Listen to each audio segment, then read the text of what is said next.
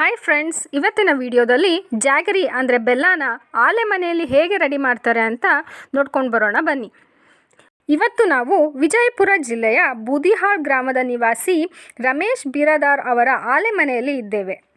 ಮೊದಲಿಗೆ ಕಬ್ಬನ್ನು ಕಡಿದು ಎತ್ತಿನ ಬಂಡಿಯಲ್ಲಿ ತಗೊಂಡು ಬರ್ತಾರೆ.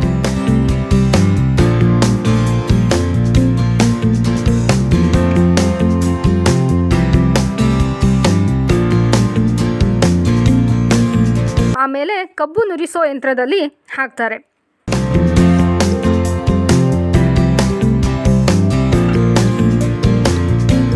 ಆವಾಗ ಬರೋ ಕಬ್ಬಿನ ಹಾಲನ್ನು ಒಂದು ಟ್ಯಾಂಕ್ಗೆ ಫಿಲ್ ಮಾಡ್ತಾರೆ. ನಂತರ ಒಂದು ದೊಡ್ಡ ಕಡಾಯಿಗೆ ಕಬ್ಬಿನ ಹಾಲನ್ನು ಹಾಕುತ್ತಾರೆ.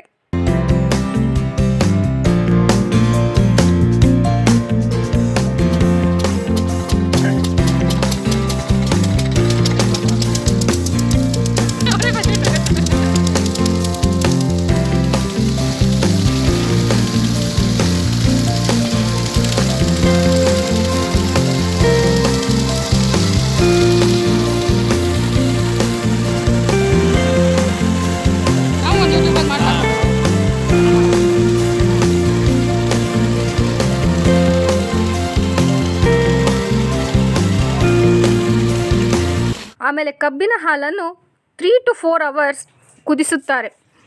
ಆವಾಗ ಹಾಲು ಬೆಲ್ಲ ಆಗುತ್ತೆ. ಕೊನೆಗೆ ತೂಕದ ಅನುಸಾರ ಬೆಲ್ಲದ ಪೆಂಟೆಯನ್ನು ರೆಡಿ ಮಾಡ್ತಾರೆ.